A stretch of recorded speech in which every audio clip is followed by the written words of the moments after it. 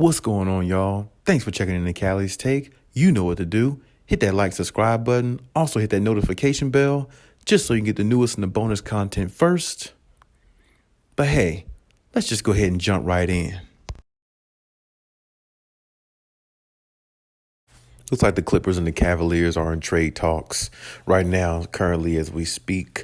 The trade talks are in regards to a player of theirs that I like a lot, a player of theirs that I spoke highly of before, and a player of theirs that I definitely think could, makes an impact everywhere he goes.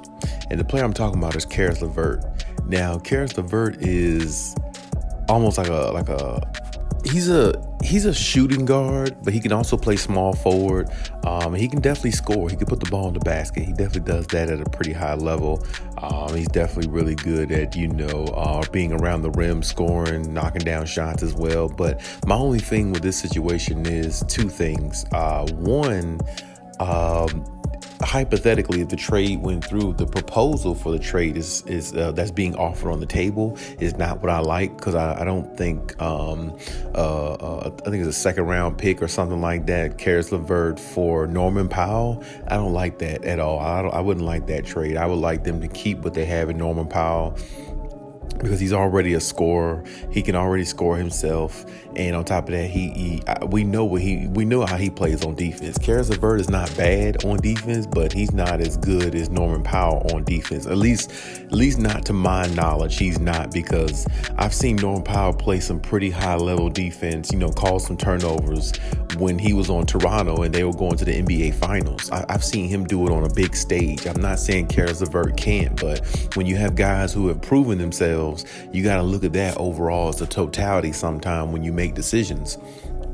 Now, if they're too old to play the way they used to or something like that, you might have a case, but that was just a couple seasons ago. So Norman Powell is still more than well and capable of playing at that type of level, or playing at a really supremely high level, using his IQ and going out there and making things happen still at where he is now in his career. So I don't see no need of moving him. And besides, you moved, mountains and everything to get him and Robert Covington, and it looks like it's going to work out, with those two players. So I see no need in trying to look elsewhere or do anything else. I feel like, what you have there is good enough. What you have there is substantial enough, and what you have there is definitely more than adequate of, what you need to win, So I definitely wouldn't look in that per se. And then number two, for more than anything, the reason why the Khaliis LeVert situation is kind of shaky for me,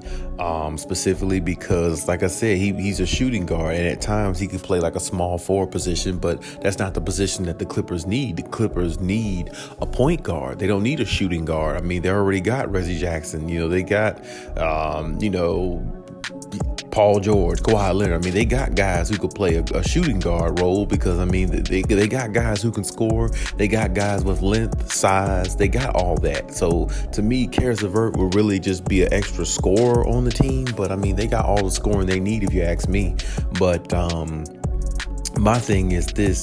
The point guard position can't get overlooked. And like I said, Khaliis LeVert doesn't fit that equation. So really, it's not really a bombshell type trade or a big time trade, because they have players that do what Khaliis LeVert does.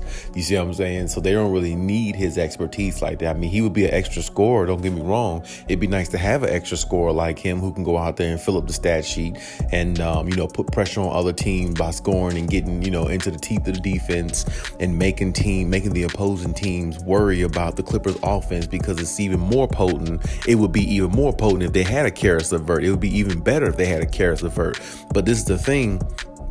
It's only one basketball on the court, and sometimes, too many star players or too much scoring, can be an issue, because there's only one ball to go around. So, that sometimes that kind of becomes an issue, which is the reason why a lot of super teams don't win their first 1 or 2 years. because they got to learn how to play with one another and distribute the ball so everybody can play at a high level and feel like they're engaged. So that's one of the biggest, if not the biggest problem with forming a team with a lot of offense, big threes and things like that. That's one of the huge issues with that. So, with that being said, I look at it from a standpoint of I think, they can keep what they have. I like the Karis LeVert, but I don't want to trade him for Norman Powell. I don't think that would be a good thing. I think they need to just keep Norman Powell because I think he's good enough. And plus, he's won a championship. He's proved himself that he could play really good on a high level.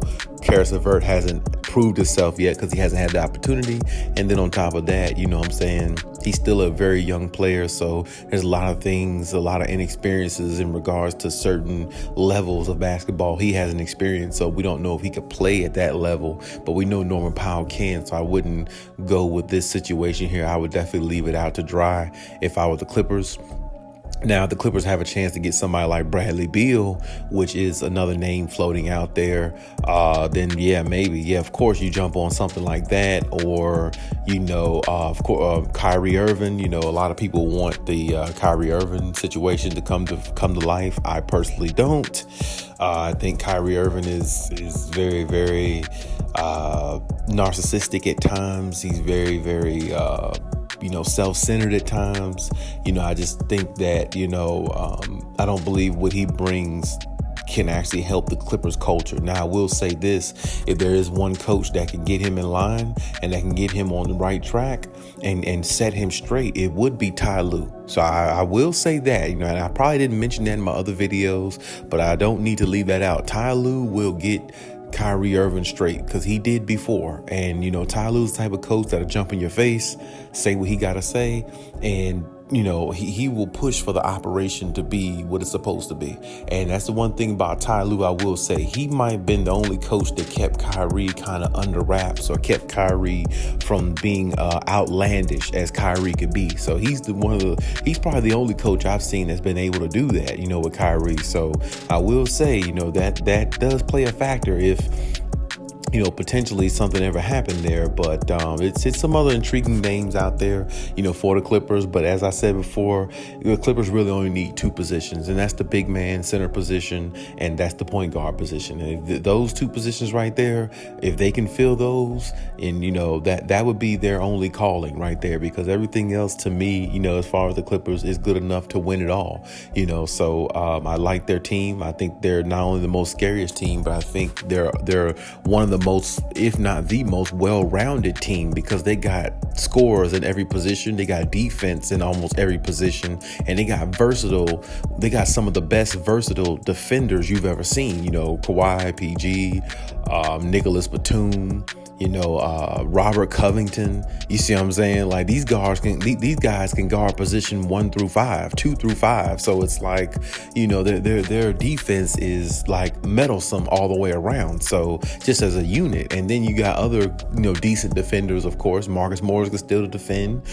Terrence Mann can defend. You know what I'm saying? Like, I mean, you got some other guys who can defend. Norman Powell can defend a little bit, So it's like, yeah, they got some good pieces, man. So I really wouldn't, rule them out in that area. But like I said, that point guard position to me is the most valuable. I personally think that, as I said some videos back, I think they should look into Tyus Jones as one of their prominent, forefront point guards if they're able to acquire him, with him being like, I think, a free agent or something like that this offseason. I think that's the main person they should focus their sights on in regards to the point guard position. Now, of course, Malcolm Brogdon and some other ones, I like him too. He's another one. There's some other backup point guards out there. I think they really should, set their sights focus on that. And like I said, I like Karis LeVert. I just don't know if Karis LeVert would be, he's not what the Clippers need at this moment. You see what I'm saying? The Clippers got enough scoring, and they don't need to give up Norman Powell because they just got him. And they definitely need to look at the bigger picture, which is, like I said, the point guard position and the center position. Everything else is filled. So like I said, if they found a way to get Karis LeVert and don't have to give up much for him, and acquire him that way, fine. But giving up a piece like Norman Powell and certain ones, I don't think that's the way to go, because you already have that type of player on your roster. You already have that type of player who can go out there and space the floor and score the bucket, score the basket. You know what I'm saying? The Clippers got plenty of scores, so they don't need more scoring. If anything, the big man, the center position, to give them a little bit more defense, a little bit more of a shot blocker in the paint, and somebody with more of a presence. And the point guard will set their offense up for success going forward in the playoffs when you really need that guy to calm the offense down and run it, and execute plays at a high level. So to me, those are only two areas I need to look at. So I personally wouldn't go after Karis LeVert unless I don't have to give up much for him.